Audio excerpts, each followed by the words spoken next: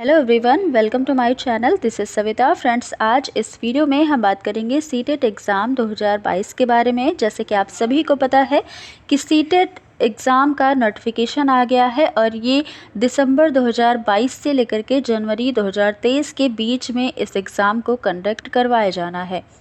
तो इसी को लेकर के आज हम इस वीडियो में बात करेंगे कि सीटेट क्या है, इस एग्ज़ाम की प्रिपरेशन स्ट्रेटजी क्या है, कैसे हम इसकी तैयारी कर सकते हैं जिससे फर्स्ट अटैम्प्ट में ही इसे क्लियर किया जा सके और अच्छे से अच्छे मार्क्स को गेन किया जा सके। तो इन सभी टॉपिक पर बहुत ही डिटेल से एक एक करके बात करेंगे। अगर आप वीडियो को पूरा देखते हैं या फिर वीडियो में एंड तक बने रहते हैं तो आपका कोई भी डाउट सीटेट के बारे में नहीं बचेगा। तो चलिए वीडियो को स्टार्ट किया जाए। आप सभी लोग जो भी वीडियो को देख रहे हैं वो वीडियो को लाइक शेयर कर देंगे और चैनल को सब्सक्राइब ना किया होगा तो कर लीजिएगा। सबसे पहले देखिए, कोई भी एग्ज़ाम अगर आप देने जाते हो, चाहे सीटेट हो, टेट हो, कोई भी एग्ज़ाम हो, उसके लिए आपको ये जानना ज़रूरी है कि आखिर में वो एग्ज़ाम क्या है। तभी हम उसको अच्छे से क्लियर कर सकते हैं, तभी हम उसकी पढ़ाई कर सकते हैं अच्छे से। तो आज बात हो रही है सीटेट की, तो हम ये जानेंगे सबसे पहले कि सीटेट क्या है। देखिए, सीटेट एक क्वालिफाइंग एग्ज़ाम है। इसे आपको क्वालिफाई करना होता है और डायरेक्ट सीटेट क्वालिफाई करने के बाद आपको जॉब नहीं मिलती है। हाँ दोस्तों, ये सच्चाई है, आपको सीटेट क्वालिफाई करने के बाद जॉब नहीं मिलती है। इसलिए ये क्या है, सिर्फ एक क्वालिफाइंग एग्ज़ाम है। और इसे कंडक्ट कौन करवाता है? सीबीएसई की ओर से इस एग्ज़ाम को कंडक्ट करवाया जाता है। तो ये भी आपको जानना ज़रूरी है। और देखिए, बीएड, डीएलएड, एनटीटी, डाइट या बीटीसी, ये कोर्स क्या है? ये टीचिंग कोर्स हैं और ये वही लोग करते हैं जिन्हें फ्यूचर में टीचर बनना होता है। तो ये अगर आप में से किसी ने भी अगर इन कोर्स को किया है और आपको जाहिर सी बात है कि आपको फ्यूचर में टीचर ही बनना है, लेकिन टीचर बनने के लिए आप दो रास्ते पर जा सकते हो। एक तो गवर्नमेंट टीचर बन सकते हो इन सभी कोर्स को करके, या फिर आप प्राइवेट टीचर बन सकते हो। तो अगर आपको प्राइवेट टीचर बनना है तो आप बन सकते हो, लेकिन अगर आपको गवर्नमेंट टीचर बनना है जिसमें आपको सैलरी भी अच्छी खासी मिलती है और आप पर प्रेशर भी थोड़ा सा कम होता है, तो इसलिए अधिकतर लोग टीचिंग कोर्स करने के बाद गवर्नमेंट टीचर बनना चाहते हैं। तो आपको अगर गवर्नमेंट टीचर बनना है तब आपको सीटेट का एग्ज़ाम देना होगा। तो अब आपको अच्छे से समझ में आ गया होगा कि जिसे गवर्नमेंट टीचर बनना है और जिसने टीचिंग कोर्स किया है, कोई भी कोर्स किया है, वो सीटेट का एग्ज़ाम दे सकता है। और ये क्या है, एक क्वालिफाइंग एग्ज़ाम है। इसके बाद आपको डायरेक्ट जॉब नहीं मिलती है। ठीक है, ये बात आपको पता चल गई। अब आगे देखिएगा, सीटेट एग्ज़ाम का क्राइटेरिया क्या है। तो ये दो लेवल इसमें करवाए जाते हैं, पेपर फर्स्ट और पेपर सेकंड। पेपर फर्स्ट कौन लोग दे सकते हैं? जिनको 1 से 5 तक के बच्चों को पढ़ाना है, यानी कि प्राइमरी के बच्चों को पढ़ाना है, और जिन्होंने डीएलएड या पीटीसी कोर्स किया है वो सिर्फ पेपर फर्स्ट दे सकते हैं। और पेपर सेकंड वो दे सकते हैं जिन्होंने बीएड का कोर्स किया है और जिन्हें जूनियर लेवल के बच्चों को पढ़ाना है। वो लोग बीएड के विद्यार्थी हैं वो पेपर फर्स्ट और सेकंड दोनों दे सकते हैं, लेकिन जो बीटीसी वाले स्टूडेंट हैं वो पेपर सेकंड को नहीं दे सकते हैं। तो ये चीज़ आपको ध्यान में रखना है। यहाँ पर आपको पेपर फर्स्ट 1 to 5th के बच्चों को पढ़ाने के लिए और पेपर सेकंड 6 to 8th के बच्चों को पढ़ाने के लिए, यानी कि जूनियर लेवल के लिए पेपर सेकंड दिया जाता है और पेपर फर्स्ट प्राइमरी के लिए। तो ये आपको पता चल गया। और ये जानिएगा कि ये जो पेपर होते हैं ये 150 मार्क्स के होते हैं। पेपर 1 150 मार्क्स का और पेपर 2 भी 150 मार्क्स का। तो ये चीज़ है। आगे देखिएगा कि कौन कौन सीटेट की तैयारी कर सकता है। तो मैंने आपको पहले ही बता दिया कि जिन्हें फ्यूचर में टीचर बनना है और गवर्नमेंट टीचर बनना है, जिन्होंने कोई भी टीचिंग का कोर्स किया है, तो ग्रेजुएशन 50% मार्क्स के साथ अगर आपने किया है और साथ ही कोई भी टीचिंग कोर्स आपके पास है, ये 2 डिग्री अगर आपने किया है, तो आप सीटेट की तैयारी स्टार्ट कर सकते हो, आप सीटेट का एग्ज़ाम दे सकते हो। तो ये रही एक बात। अब आगे देखिएगा, अब बात कर लेते हैं मार्क्स की। तो कितने मिनिमम मार्क्स आपको कितने लाने होंगे जिससे आप इस एग्ज़ाम को क्वालिफाई कर पाओ। तो सबसे पहले आपको मैंने बता दिया कि ये एग्ज़ाम 150 मार्क्स का होता है। पेपर फर्स्ट और पेपर सेकंड दोनों 150 मार्क्स के होते हैं। तो जो लोग जनरल कैटेगरी के हैं उन्हें इस एग्ज़ाम को क्लियर करने के लिए 90 मार्क्स लाना क्या है, अनिवार्य है। और अगर जो ओबीसी SC ST कैटेगरी के हैं वो 82 मार्क्स अगर ले आते हैं तो वो समझ लीजिए कि क्वालिफाई कर चुके हैं इस एग्ज़ाम को। तो ये इस प्रकार से आपको मिनिमम मार्क्स लाना है, तभी आप इस एग्ज़ाम को क्वालिफाई कर सकते हो। और अगर अच्छे से आप पढ़ाई करते हो तब आप 130 या 140 या इससे भी अबव नंबर ला सकते हो। अब आगे देखिएगा, बात कर लेते हैं सब्जेक्ट आपको कौन कौन से पढ़ने होंगे। तो सब्जेक्ट आपको पेपर फर्स्ट में 5 सब्जेक्ट पढ़ने होंगे, CDP, मैथ, CBS, लैंग्वेज 1 और लैंग्वेज 2। अब ये लैंग्वेज 1 और लैंग्वेज 2 क्या है? तो लैंग्वेज 1 में आप हिंदी चूज़ कर सकते हो, यहाँ पर आपको चूज़ करना होता है। लैंग्वेज 1 में हिंदी रख सकते हो या फिर इंग्लिश रख सकते हो। वैसे ही लैंग्वेज सेकंड में आप या फिर हिंदी संस्कृत कर सकते हो लैंग्वेज 1-2 में, या फिर इंग्लिश संस्कृत या फिर हिंदी इंग्लिश। इस प्रकार से आप लैंग्वेज 1 और 2 चूज़ कर सकते हो। और ये कितने मार्क्स के होते हैं? तो CDP भी 30 मार्क्स का, मैथ 30 मार्क्स का, और यहाँ पर देखिएगा EVS भी 30 मार्क्स का, लैंग्वेज 1 और 2 ये दोनों भी 30 मार्क्स के होते हैं। तो टोटल पेपर कितना है? 150 मार्क्स का आपका पेपर 1 जो है ये टोटल मार्क्स का 150 मार्क्स का है।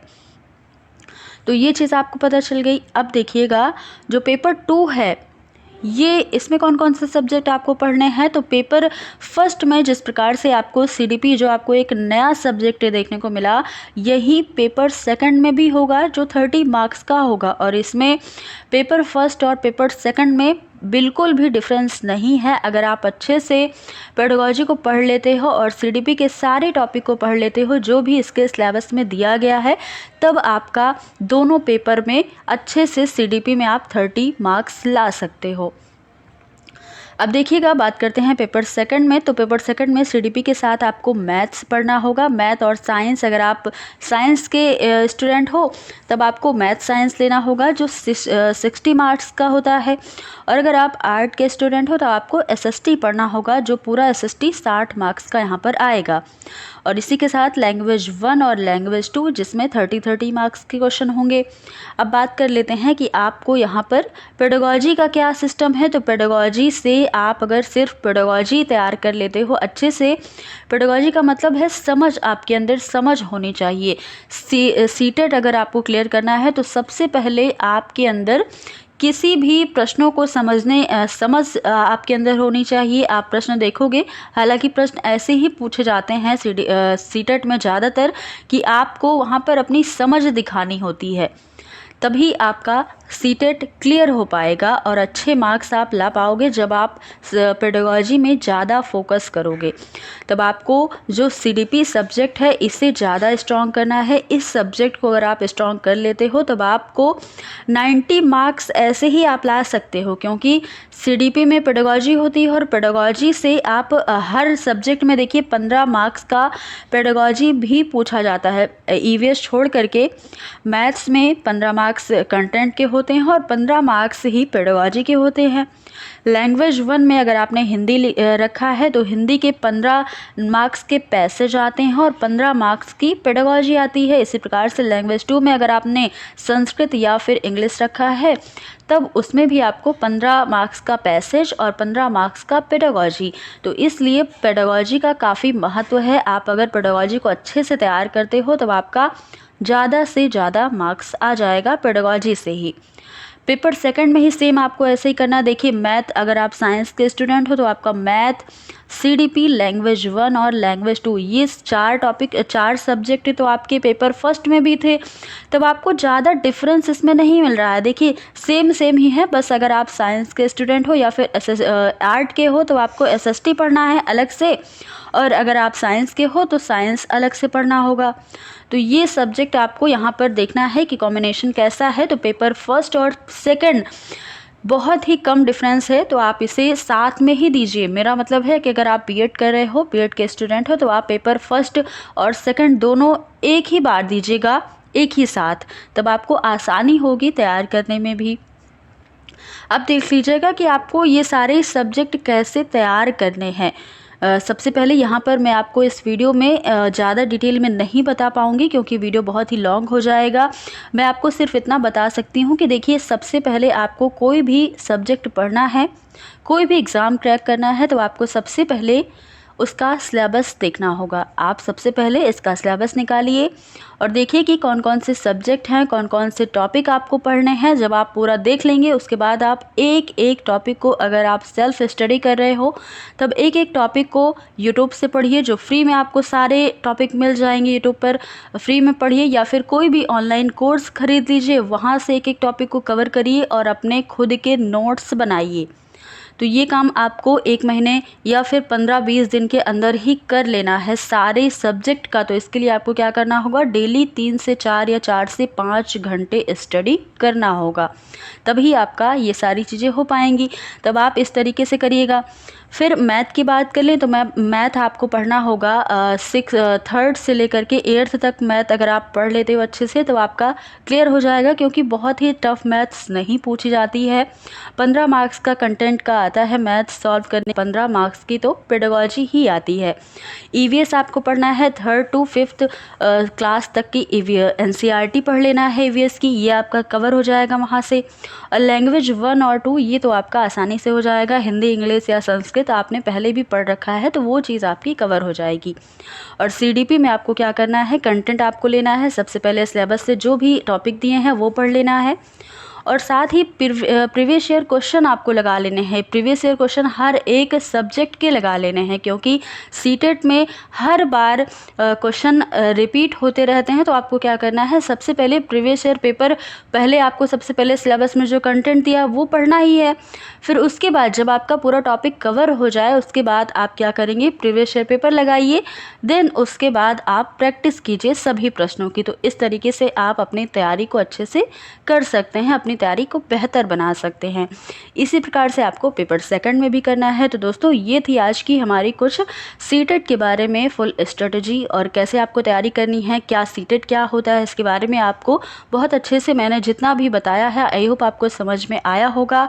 और दोस्तों, एक बात ध्यान दीजिएगा कि अगर देखिए, मैंने सीटेट का एग्ज़ाम दिया है और एक ही बार में, यानी कि फर्स्ट अटैम्प्ट में ही पेपर 1st और 2nd दोनों को ही क्लियर किया है और अच्छे मार्क्स से क्लियर किया है। तो अगर आप सभी चाहते हो कि मैं अपनी खुद की स्ट्रेटजी बताऊं आपको कि मैंने कहां से प्रिपरेशन किया, कैसे मैंने पढ़ाई की जिससे मेरे मार्क्स अच्छे आए और मैंने फर्स्ट अटैम्प्ट में ही क्लियर कर लिया है, तो ये चीज़ अगर आप कमेंट बॉक्स में लिखोगे, आप अगर चाहोगे तो मैं इस पर भी वीडियो जल्द ही आपको दे दूँगी। तो फिर मिलते हैं अगले वीडियो में, और आप सभी इस पर अपना फीडबैक ज़रूर दीजिएगा कि ये वीडियो आपको कैसा लगा। फिर मिलते हैं अगले वीडियो में। धन्यवाद।